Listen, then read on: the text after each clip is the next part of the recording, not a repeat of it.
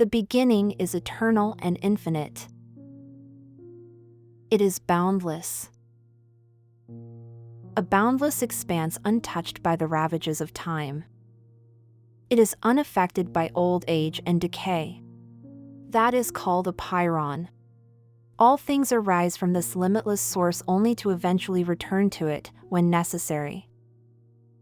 The concept of a pyrrhon lies at the heart of Anaximander's cosmological theory, a 6th century BC pre-Socratic Greek philosopher whose work is mostly lost.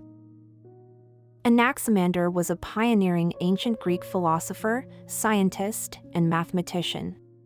He is considered one of the most important figures in the development of Western philosophy. He was born around 610 BCE in Miletus. His family background and social status are not well documented. Anaximander's education was heavily influenced by Thales of Miletus, the founder of the Milesian school, who is often credited with being the first Western philosopher. Thales' emphasis on rational inquiry and the pursuit of knowledge had a profound impact on Anaximander's intellectual development. He had been fascinated by the sundial's simplicity and accuracy, and he knew that it had the potential to revolutionize the way his fellow Greeks kept track of time. So he set to work building his own sundial.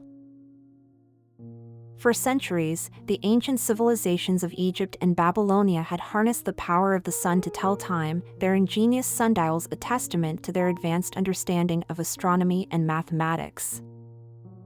Anaximander's pioneering astronomical ideas revolutionized ancient Greek understanding of the cosmos. By recognizing the pole star as the center of celestial rotation, he revolutionized the understanding of the sky. He envisioned the sky as a complete sphere, rather than a mere semi-spherical arch above the Earth. The introduction of spheres into astronomy marked a significant milestone, as the notion of spheres began to take hold, paving the way for the development of more complex cosmological models. Ultimately, this idea would influence the creation of Ptolemy's intricate, though imperfect, universe model, which reflects Anaximander's lasting impact on the field. He developed the first known model of the universe, which used geometry to describe the relationships between celestial bodies. This model was a precursor to modern astronomical models and demonstrated Anaximander's understanding of mathematical concepts. He grasped that the Earth's surface must be curved, as evidenced by the shifting position of the stars as one traveled. Although he recognized the necessity of a curvature, he stopped short of envisioning a spherical Earth. Instead, he conceived of the Earth as a cylinder, rotating about an east-west axis, with a height roughly one-third its diameter. This model was a significant improvement over earlier mythological explanations of the universe. It would take several decades for the notion of a spherical Earth to take hold by the work of Pythagoras and his followers. It wasn't until the work of Pythagoras and his followers, several decades later, that the notion of a spherical Earth took hold. Anaximander's philosophical contributions were revolutionary for his time. He proposed a system of philosophy that attempted to explain the origin and nature of the universe. At the heart of his philosophy was the concept of the infinite, a pyrrhon, which he believed was the source of all things. This idea was a radical departure from the mythological explanations of the universe that were prevalent at the time. His concept of the infinite also implied that the universe was eternal and had no beginning or end. That is a tribute to the boundless scope of his intellect. In an era where the vast majority of humans struggled to comprehend the workings of the natural world, Anaximander dared to venture into the realm of the abstract, grappling with the very fabric of existence. His notion of the infinite was a revolutionary idea that would have been unfathomable to most of his contemporaries. To conceive of a reality that knew no bounds, no edges, no limits. His concept of the boundless also implied that the universe was eternal and had no creator. Anaximander's creation of one of the first known world maps was a significant achievement.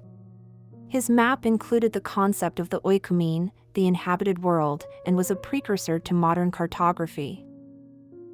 That is a testament to his boundless curiosity, his passion for knowledge, and his willingness to challenge conventional wisdom. According to ancient sources, Anaximander's map was a circular diagram with the Mediterranean Sea at its center. The map depicted the known world, including Europe, Asia, and Africa, with the three continents separated by bodies of water. The map also featured the Nile River, the Danube River, and the Phasis River, which flowed from the Caucasus Mountains into the Black Sea. Unfortunately, his original map has not survived to the present day. However, its influence can be seen in later cartographic works, such as the Pupil map. Anaximander's ideas had a profound impact on later philosophers, including Pythagoras, Xenophon, and Aristotle. His commitment to rational inquiry and the pursuit of knowledge set a precedent for Western philosophy and science. His ideas also influenced the development of astronomy, mathematics, and geography, shaping the course of scientific inquiry for centuries to come. There is a crater named after Anaximander located on the northeastern edge of the Mare Serenitatis, a vast dark plain on the Moon's surface. With a diameter of approximately 67 kilometers, it is a relatively large crater, featuring a prominent central peak and a rugged, irregular rim. The Anaximander crater is thought to have been formed around 3.8 billion years ago, during a period of intense meteorite and asteroid impacts on the Moon's surface. As we reflect on Anaximander's life and works, we are reminded of the power of human curiosity and the importance of pursuing knowledge and understanding.